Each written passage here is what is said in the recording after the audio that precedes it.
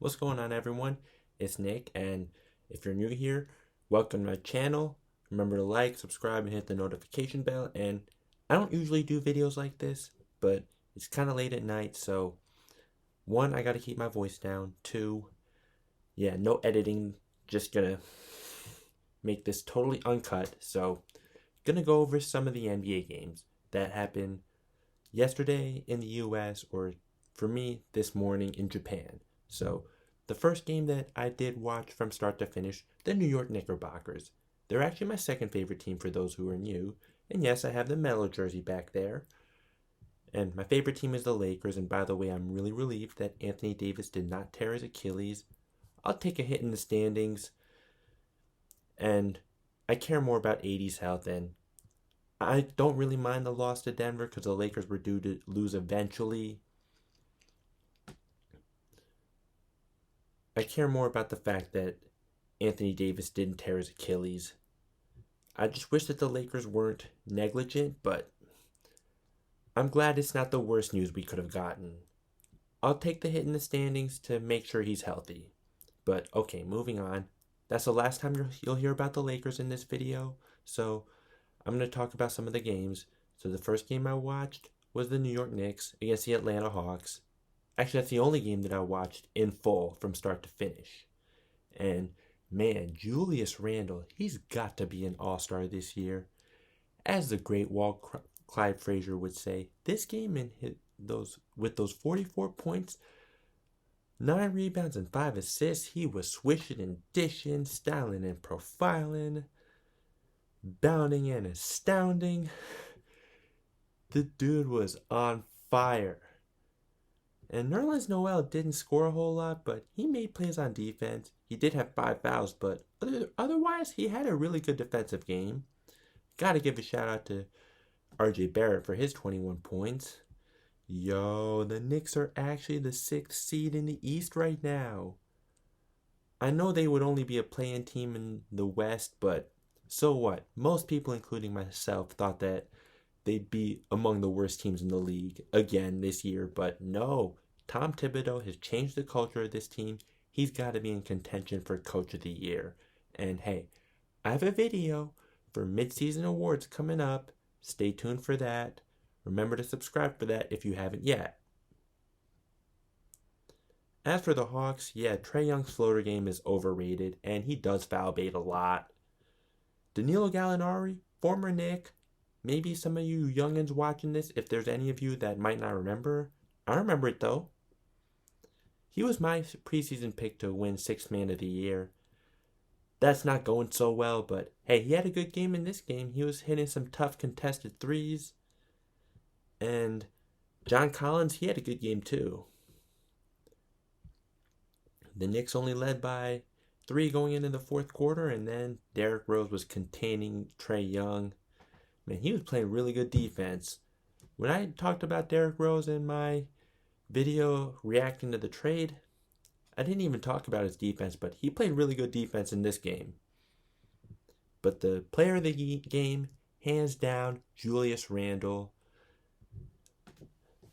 The guy's got to be an all-star. I won't say he should be a starter over Joel Embiid, Giannis, or KD, but he definitely should make the all-star game.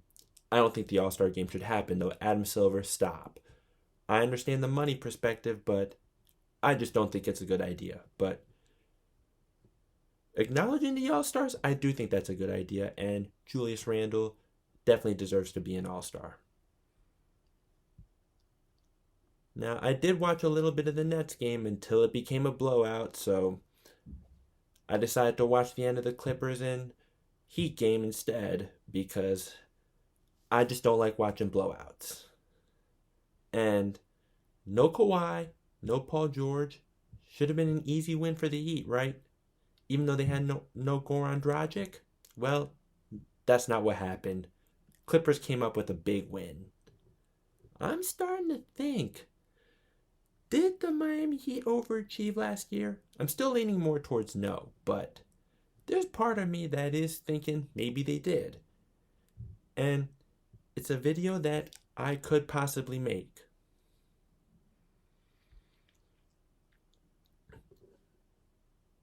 early on, I was really holding back on that because guys were hurt and also the virus was really affecting them. But now with Jimmy Butler back, yeah, they really should be getting going at this point. And hey, Jimmy Butler had a 30-point triple-double, and Bam Adebayo played really well too.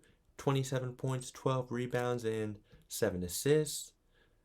10 points in the fourth quarter. Tyler Hero, he also scored 27 points. But Duncan Robinson, Kendrick Nunn, and Kelly Olynyk, they were trash in this game. With that said, though, gotta give the Clippers their credit. Last year, they easily would have lost a game like this, or during the Lob City days when Chris Paul and Blake Griffin would miss a game, yeah, they would have pretty much been guaranteed to lose, but not this year's team. I got to give them their props. And I only watched the end of this game, and from when I was watching, their offense looked very fluid. There was great ball movement, and I'm gonna be honest. I never heard of Amir Coffey until now, but bro, he was making it rain. 15 points in this game. I'm gonna take notice of him now, though. This is my first time ever hearing of him, but now I know his name. I'm gonna remember his name. What else? Oh yeah, and also Lou Williams. He's looking like he's back in that sixth man of the year conversation. Well, he's looking like he wants to be back in there. He made a statement in this game, or he's been making a statement the last few games. Although, if I'm a Clippers fan, I'd worry about the playoffs.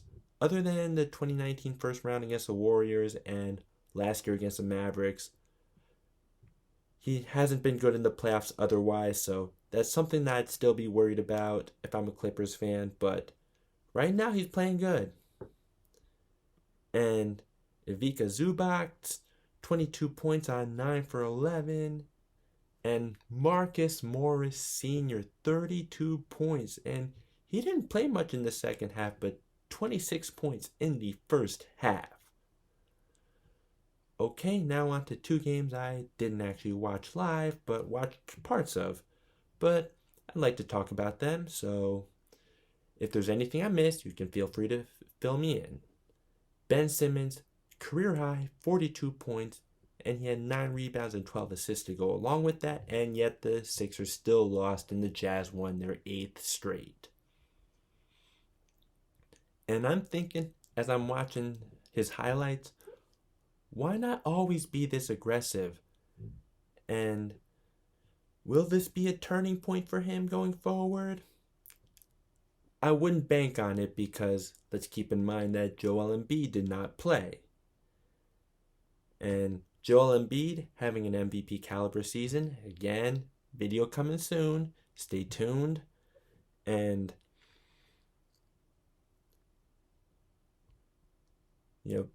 Ben Simmons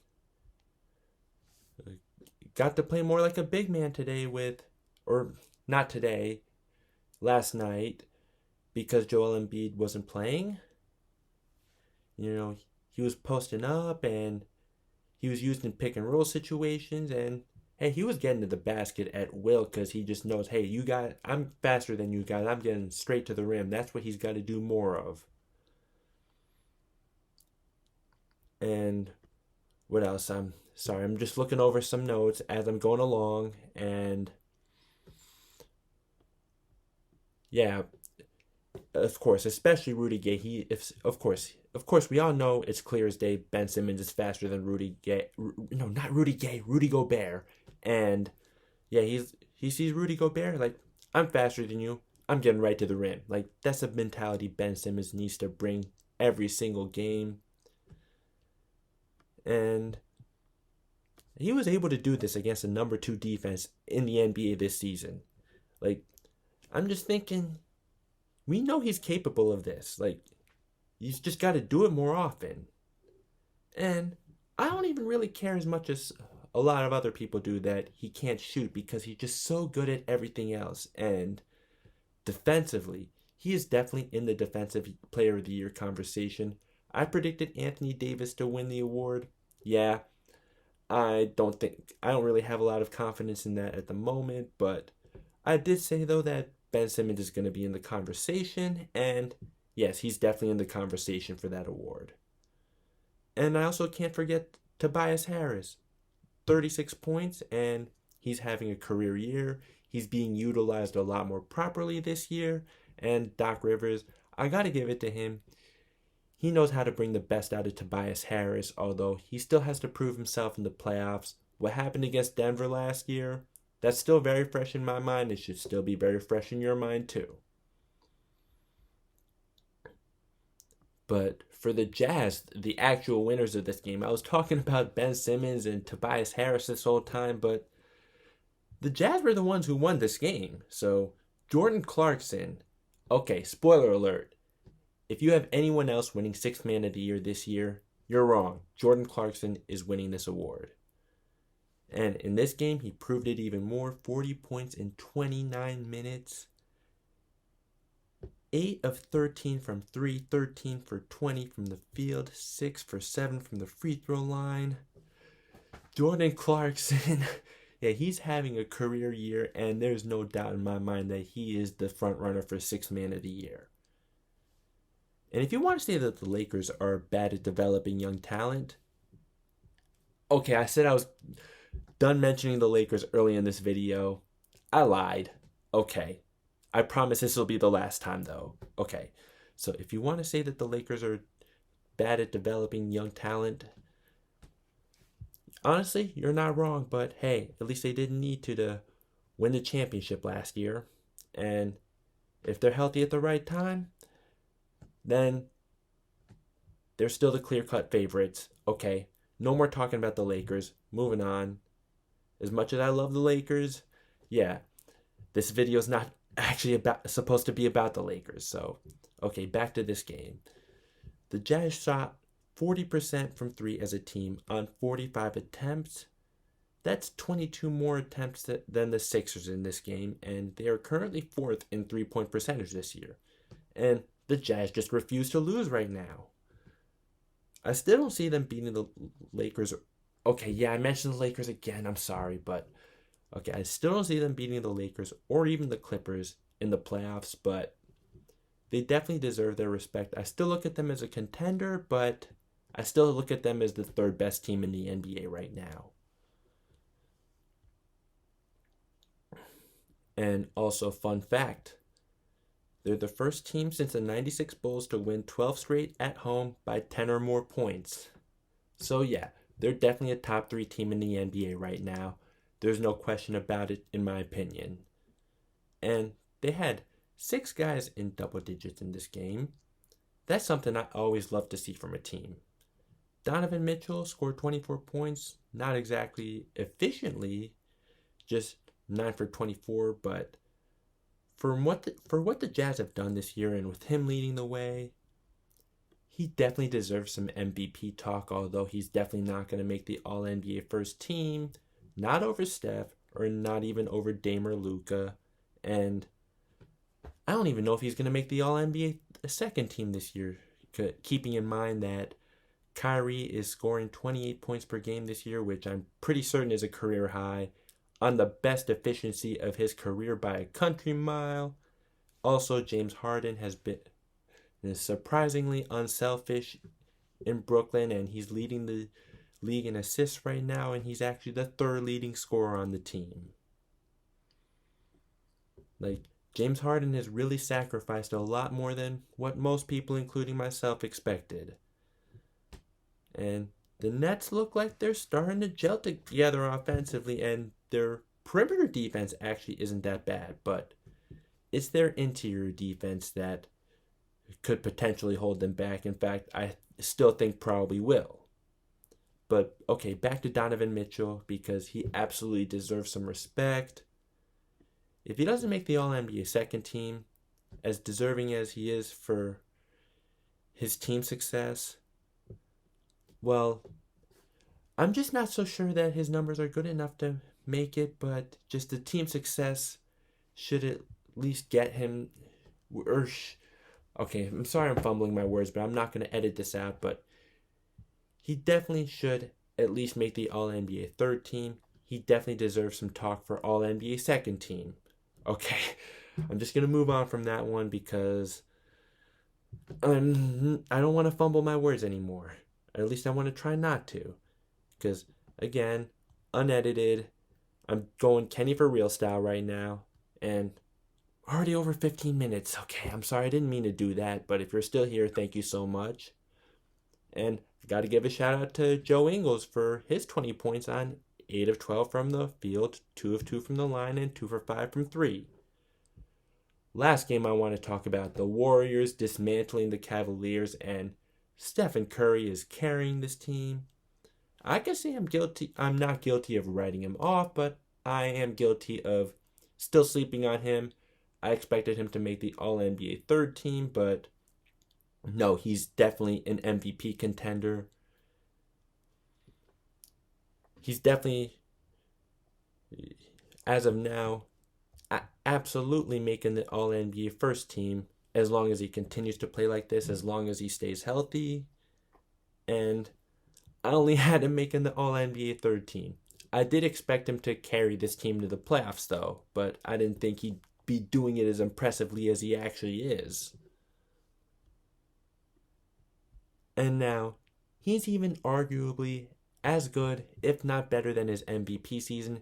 His numbers would indicate that he's only slightly worse in his MVP years, but looking at the bigger picture, with less spacing and less talent to put up similar numbers, well, just only barely worse than his MVP seasons. Like, yeah, he's definitely arguably as good, if not better, than his MVP years right now. And hey, I recommend checking out Double D Worth's video on this. I recommend his channel too. Yes, he's a Warriors fan, but I think he's well informed. And all right, I didn't think I'd go on for this long. I'm at 17 minutes, but that's it. If you're still here, thank you so much. So please remember to like, subscribe, and hit the notification bell. I'm out.